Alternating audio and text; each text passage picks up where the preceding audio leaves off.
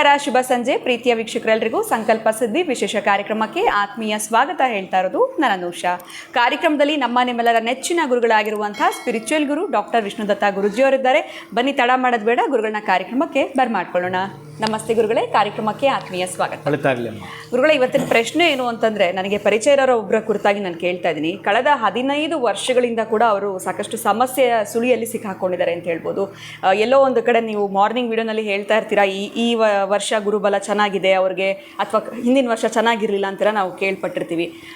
ಈ ಒಂದು 15 ವರ್ಷದಿಂದ ಸಮಸ್ಯೆ ಇದೆ ಅನ್ನೋದಾದರೆ ಯಾವ ರೀತಿಯಾಗಿರುವಂಥ ತೊಂದರೆ ಇದೆ ಇವರಿಗೆ? ಗುಡ್ ಟೈಮ್ ಅನ್ನೋದೇ ಲೈಫಲ್ಲಿ ಬಂದಿರೋದಿಲ್ವಾ? ಅಥವಾ ಗುರು ಬದಲಾವಣೆಯಿಂದನೂ ಕೂಡ ಅವ್ರಿಗೇನು ಒಳಿತಾಗಿರೋದಿಲ್ವಾ?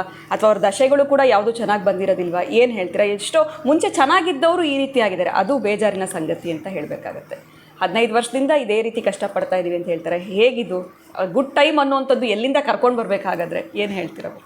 ಅವ್ರು ಹೇಳಿದ್ರ 15 ಇಯರ್ಸ್ ನಾವು ಹೀಗೆ ಇದ್ದೀವಿ ಅಂತ. ಚೆನ್ನಾಗಿದ್ದವರು ಹಾಗಾಗಿದ್ದಾರೆ, ಅದೇ ಸಮಸ್ಯೆ ಅಂತ. ಓಂ ವಿಶ್ವಸ್ಮೈ ನಮಃ. ಪ್ರೀತಿಯ ಬಂಧುಗಳೇ, ಇವೆಲ್ಲವೂ ಕೂಡ ಗುರುಬಲ ಬಂದರೂ ಹೋದರೂ ಪ್ರಯೋಜನ ಬಂದಿರಲ್ಲ ಕೆಲವರಿಗೆ. ಅದು ದಾರಿದ್ರ್ಯದ ಪೆಟ್ಟಿ ಲಾಕ್ ಆಗಿರುತ್ತೆ, ಪ್ರಾರಬ್ಧ ಕರ್ಮದ ಪೆಟ್ಟಿ ಲಾಕ್ ಆಗಿರುತ್ತೆ. ಓಪನ್ ಆದ್ರೆ ಅದು ಆಚೆ ಹೋಗುವಂಥದ್ದು. ಬಟ್ ಇಲ್ಲಿ ಏನಾಗಬೇಕು, ಇವರು ಮತ್ತೊಂದು ಲಾಕಿಂಗ್ ಸಿಸ್ಟಮ್ ಇದೆ ಇಲ್ಲಿ. ಗೊತ್ತಿಲ್ಲ, ಯಾವುದೋ ಒಂದು ಅವರ ಮೂಲೆಯಲ್ಲಿ, ಅವರ ಮನೆಯಲ್ಲಿ, ಕೆಲವು ಮನೆಗಳಲ್ಲಿ ನೋಡಿ ಒಂದು ರೀತಿ ದುರ್ನಾತ, ದುರ್ವ್ಯಸನಗಳು, ದುಶ್ಚಟಗಳು, ದುಷ್ಟರ ಸಹವಾಸ, ದುರ್ವಿದ್ಯೆಗಳು, ಎಲ್ಲ ದುರಾಭಿಮಾನ ಎಲ್ಲವೂ ಕೂಡ ಹೀಗೇ ಇರುತ್ತೆ. ದಾರಿದ್ರ್ಯದಲ್ಲಿ ತಾಂಡವಾಡ್ತಾ ಇರುತ್ತೆ. ಬಹುಶಃ ನಾನು ಕೂಡ ಕೆಲವೊಂದು ಕೇಳಿದ್ದೇನೆ, ಯಾವುದೇ ಧರ್ಮದವರಾಗಿರಲಿ ಅವರ ಧರ್ಮಕ್ಕೆ ಸಂಬಂಧಪಟ್ಟ ಪ್ರತಿನಿತ್ಯವೂ ಬೇಡ, ವರ್ಷಕ್ಕೆ ಒಂದು ಬಾರಿಯಾದರೂ ಅವರಿಗೆ ಸಂಬಂಧಪಟ್ಟ ಮನೆ ದೇವರು, ಅದು ಹಿಂದೂ ಕ್ರಿಶ್ಚಿಯನ್ ಮುಸ್ಲಿಮ್ ಯಾರು ನಡ್ಕೊಳ್ತಾರೆ, ಅಟ್ಲೀಸ್ಟ್ ಟೋಪಿ ಹಾಕ್ಕೊಳ್ತಾರೆ. ಅವ್ರು ಏನೋ ಒಂದಿರುತ್ತೆ, ಶುಕ್ರವಾರ ಹೋಗ್ತಾರೆ. ನಾನು ಕೂಡ ಎಲ್ಲೋ ಒಂದು ಕಡೆ ಅವರ 3 ಮಕ್ಕಳು ಚೆನ್ನಾಗಿದ್ದಾರೆ, ವ್ಯವಸ್ಥಿತವಾಗಿದ್ದಾರೆ. ಈಗ ಅವರ ಮನೆ ದೇವರು ಅವ್ರಿಗೆ ಗೊತ್ತಿಲ್ವಂತೆ. ಅಪ್ಪ ಅಮ್ಮ ಕೂಲಿ ಮಾಡ್ತಾರೆ, ಮಕ್ಕಳು ಮಾತ್ರ ಒಳ್ಳೆ ಎಜುಕೇಷನ್ ಮಾಡಿದ್ದಾರೆ, ಜಾಬ್ಗಳಲ್ಲಿದ್ದಾರೆ. ಈಗ ಆ ಮಕ್ಕಳು ಸ್ವಲ್ಪ ಮಾಡಿಫೈ ಆಗಿದೆಯೇನೋ.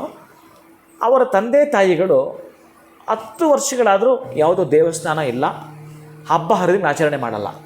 ಹಬ್ಬ ಹರಿದಿನಗಳಂದರೆ ಏನೋ ಯುಗಾದಿ ಬಂದಾಗ ಮಾಡ್ಕೊಂಡು ತಿಂತಾರೆ, ಒಂದು ಹೊಸ ಬಟ್ಟೆಗಳು ತೊಗೊಳ್ತಾರೆ, ಹಾಕ್ಕೊಳ್ತಾರೆ, ಅಷ್ಟು ಬಿಟ್ಟು ಅದು ವರ್ಷಕ್ಕೊಂದ್ಸಲ ದೇವಸ್ಥಾನ ದೇವರು ಪೂಜೆ ಇಲ್ಲ.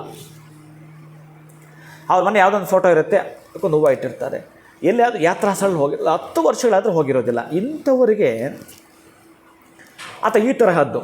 ಇನ್ನು ಕೆಲವರು ಹೋಗ್ತಿರ್ತಾರೆ, ಪಾಪ ಕಷ್ಟಗಳದ್ದು ಮೂಟೆ ಅವ್ರ ಹತ್ರ ಇರುತ್ತೆ, ಕಷ್ಟಗಳದ್ದೇ ಅವರ ಹತ್ರ ಮೂಟೆ ಇದೆ, ನಷ್ಟಗಳದ್ದೇ ಅವರ ಹತ್ರ ಒಂದು ಪೆಟ್ಟಿ ಇದೆ. ಬೇಕಾದಷ್ಟು ಹೇಳ್ತಾರೆ, ಮಗಳದ್ದು ಹೇಳ್ತಾರೆ, ಮಗನದ್ದು ಹೇಳ್ತಾರೆ, ಅಳಿಂದು ಹೇಳ್ತಾರೆ, ನಾದನ ಹೇಳ್ತಾರೆ, ಸೊಸೆದು ಹೇಳ್ತಾರೆ. ಒಟ್ಟಾರೆ ಏನು ಮಾಡಿದರೂ ಅವರ ಕುಟುಂಬದಲ್ಲಿ ಒಂದಷ್ಟು ಏಳಿಗೆ ಅನ್ನೋದು ಕಾಣಿಸ್ಕೊಳ್ತಾ ಇಲ್ಲ, ಒಂದಷ್ಟು ಅಭಿವೃದ್ಧಿ ಅನ್ನೋದು ಇಲ್ಲವೇ ಇಲ್ಲ.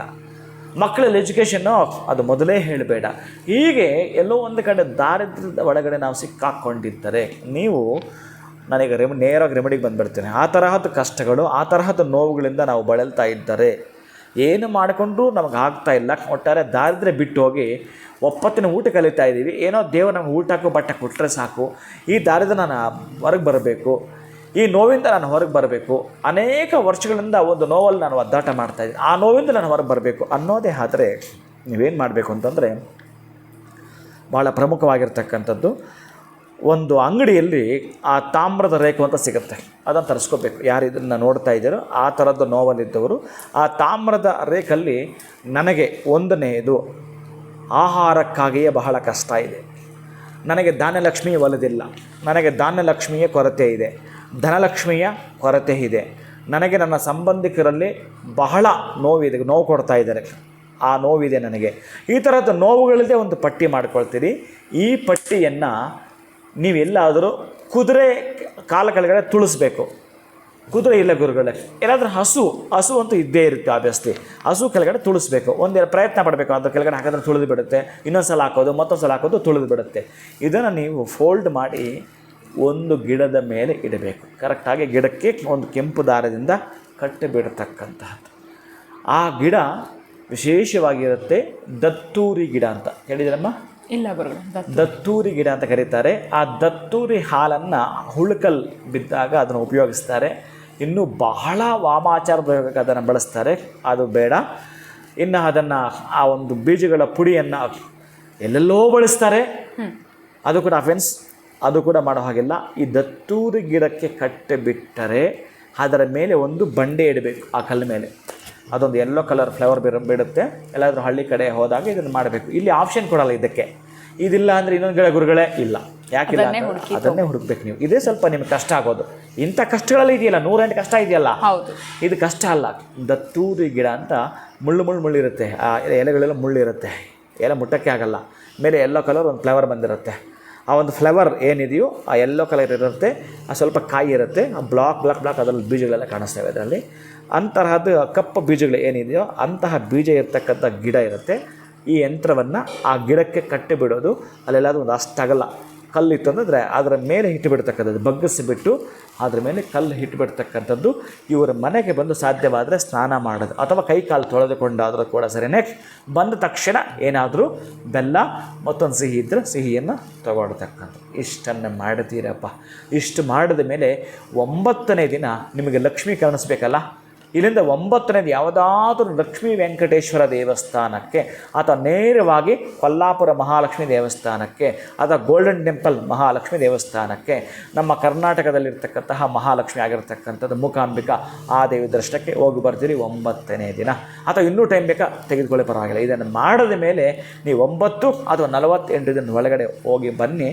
ಅಲ್ಲಿ ಆ ಯಮ್ಮ ನಿಮಗೆ ಇನ್ನು ಇದು ಬೇಡವಾಗಿರೋದು ಲಾಕ್ ಮಾಡಿದ್ದೀರಿ, ಬೇಕಂತ ಇರುತ್ತಲ್ಲ ಅದನ್ನು ಆಕೆ ಕೊಡ್ತಾಳೆ. ಯಾಕಂದರೆ ಈ ಬೇಕೆಗಳು ತುಂಬ ಕಸ ತುಂಬಿಕೊಂಡಿದೆ, ಆಕೆ ಬರಲಿಕ್ಕೆ ಆಗ್ತಾ ಇಲ್ಲ, ಅಲ್ಲಿ ಆಕೆ ಬರೋಕ್ಕೆ ಆಗ್ತಿಲ್ಲ, ಅಲ್ಲಿ ಲಾಕ್ ಹಾಕಿದೆ ಈ ದಾರಿದ್ರ್ಯಗಳು. ಇದನ್ನು ನೀವು ಅಲ್ಲಿ ಕಟ್ ಹಾಕಿದಿರಿ. ಮನೆಯೆಲ್ಲ ಶುದ್ಧಿ ಮಾಡ್ಕೊಳ್ಳಿ, ಶುಭ್ರ ಮಾಡ್ಕೊಳ್ಳಿ, ಸಾಧ್ಯವಾದರೆ ಸ್ನಾನ ಪಲ್ಲಟ ಕೂಡ ಮಾಡ್ಕೊಳ್ಳಿ, ಶುಚಿತ್ವ ಕಾಪಾಡಿಕೊಳ್ಳಿ, ರುಚಿತ್ವದ ಊಟವನ್ನು ನೀವು ಕಂಡುಕೊಳ್ಳಿ. ನಿಮಗೆ ಆಕೆ ಶುಚಿಯ ರುಚಿಯ ಜೊತೆಗೇ ಮಹಾಲಕ್ಷ್ಮಿ ಬರ್ತಾರೆ. ಖಂಡಿತ ಗುರುಗಳೆಲ್ಲೋ ಒಂದು ಕಡೆ ಕಷ್ಟಗಳಲ್ಲಿ, ಸಮಸ್ಯೆಗಳಲ್ಲಿ, ಕಣ್ಣೀರಲ್ಲಿ ಕೈ ತೊಳೆದಿರೋರಿಗೆ ಈ ಒಂದು ಪರಿಹಾರ ಸಹಾಯ ಆಗುತ್ತೆ ಅಂತ ನಾನು ಭಾವಿಸ್ತೀನಿ. ಬಹಳ ಧನ್ಯವಾದಗಳು ತಮಗೆ. ನಮಸ್ಕಾರ. ಹರೇ ಶ್ರೀನಿವಾಸ. ನಿಮಗೂ ಕೂಡ ಅನೇಕ ವರ್ಷಗಳಿಂದ ಸಮಸ್ಯೆಗಳು, ತೊಂದರೆಗಳು ಆಗ್ತಾ ಇದೆ, ಏನೇನೋ ಪರಿಹಾರಗಳು ಮಾಡ್ಕೊಂಡ್ವಿ, ಕಷ್ಟ ಅನ್ನೋಂಥದ್ದು ನಮ್ಮನ್ನು ಬಿಟ್ಟು ಹೋಗೇ ಇಲ್ಲ ಅಂತಂದರೆ ಗುರುಗಳು ತಿಳಿಸಿರುವಂಥ ಈ ಒಂದು ರೆಮಿಡಿಯನ್ನು ಫಾಲೋ ಮಾಡಿ ಅಂತ ಹೇಳ್ತಾ ಇವತ್ತಿನ ವಿಡಿಯೋನ ಮುಗಿಸುವಂಥ ಸಮಯ ಆಗಿದೆ. ನಮಸ್ಕಾರ.